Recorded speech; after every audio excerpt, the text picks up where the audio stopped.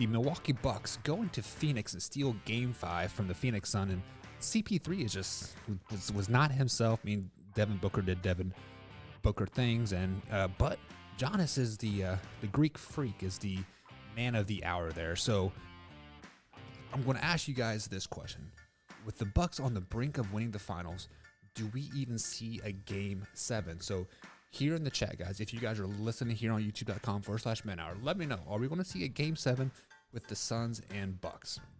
I think we are. I mean, I think the backs, the Phoenix Suns, obviously, the backs are against the wall. They're in a must-win situation, and we're going to see the true players start to show out. We're going to see Devin Booker just light it up. I could see him going for 50 or 60 points easily in Game 6, going into Milwaukee and just showing them who is the boss in the world, right? I mean, and CP3, he obviously had a bad game, but with that being said, I think CP3, you know, his age and health is starting to catch up to him, but he can muster out at least one more good game, pushing it to Game 7. So I do think the Suns go into Milwaukee and they upset the Bucks. Is it really an upset though? But I mean, we're in the NBA Finals. Like, is it an upset if you win on the opponent's court? I don't think so whatsoever. But the Suns go into Milwaukee and they beat the Bucks to force a Game 7 at Phoenix. Now, Game 7 all depends on how healthy both teams come out, because I believe CP3 is injured now.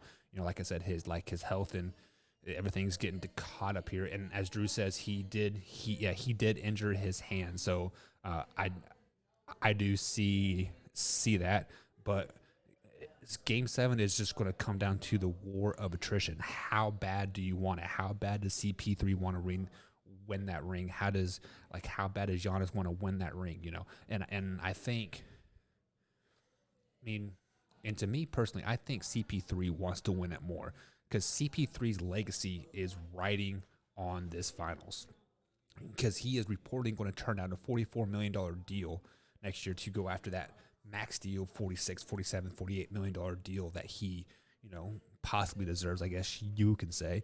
But he is going to reach for that deal by turning down, you know, a player option for the Phoenix Suns by going to the Lakers or wherever. Like I heard Drew and Tori talking about this Sunday or last week. I can't remember for sure when they were talking about it, but they're like, CP3 to the Lakers, CP3 to this, CP3. So I'm going to propose a question for you guys here. If CP3 does not win the finals, does he get that $46 million deal? Does he get that $47 million deal? If CP3 does not win the finals, does he get that deal? Does he solidify himself as one of the best point guards ever? Does he solidify himself as the best point guard, right? Does he even solidify himself as a $44 million deal if he cannot close the deal? They were dominating the first 2 games of this series. Like, people had this written off as a 4-game series. They're like, oh, write them off. And then all of a sudden, poof, here comes the Bucks, and CP3's playing like dog shit. And then does this tarnish his legacy? So I'm going to propose that question for you guys in the chat here. So just let me know, give me a hashtag yes or a hashtag no if you think that if CP3 loses the finals in Game 6 or Game 7, it doesn't matter. Actually, I think Game 6 matters more.